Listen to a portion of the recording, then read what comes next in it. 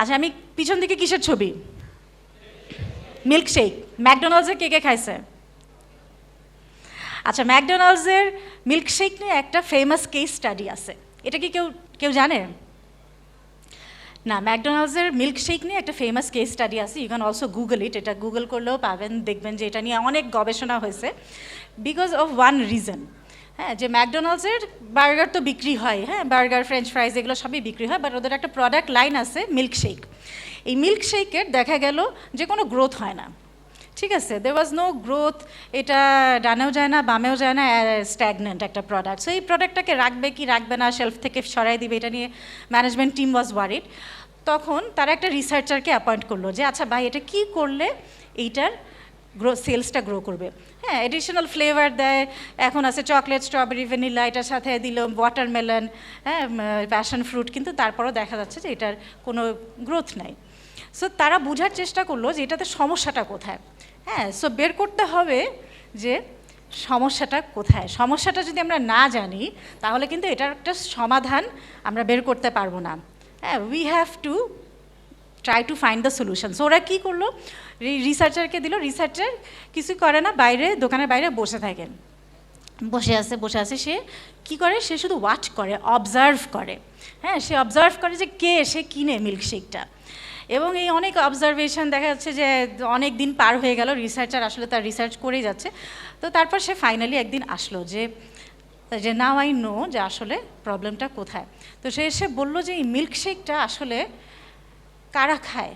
এটা খায় হচ্ছে যারা সকালবেলা অফিসে যায় বা কলেজে যায়, ইউনিভার্সিটি যায়, তারা এটাকে একটা ব্রেকফাস্ট আইটেম হিসেবে কিনে এবং তারা এটা তখন খায়, ঠিক আছে। So this is like a quick breakfast item for them, যেটা আসলে kind of works as an entertainment, it works as, হয়তো অনেক টেনশন নিয়ে যাচ্ছে, ঠিক আছে, পরীক্ষা আছে বা অফিসে গিয়ে একটা ঝামেলা আছে, সো তারা এটা সিপ করতে করতে যায় রাস্তা দিয়ে, এবং তার যখন এটা কিনে তার এটা খুব তাড়াতাড়ি প্রয়োজন হয়, হ্যাঁ, যে দেরি হয়ে যাচ্ছে অফিসে যাওয়ার পথে, জাস্ট তাড়াতাড়ি কিনে নিয়ে সেটা খেতে খেতে চলে গেল। সো এই মিল্কশেকটা acts as a small breakfast item which also entertains them and soothes their mind, ঠিক আছে, তাদেরকে একটু মনটাকে একটু শান্তি দেয়। ঠিক আছে, আমরা কিন্তু অনেক সময় অনেক কিছু খাই যেটা আসলে পেট খিদা লাগছে দেখে খাই না, বাট আমরা খাচ্ছি হচ্ছে এটা গিভস আ মেন্টাল রিলিফ।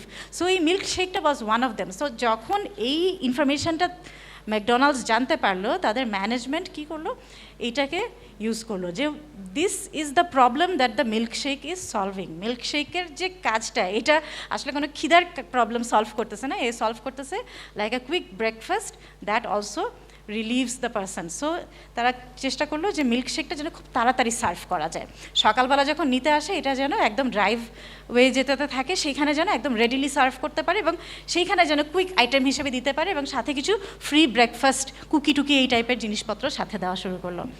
এটা কিন্তু আগে কেউ চিন্তা করে নাই।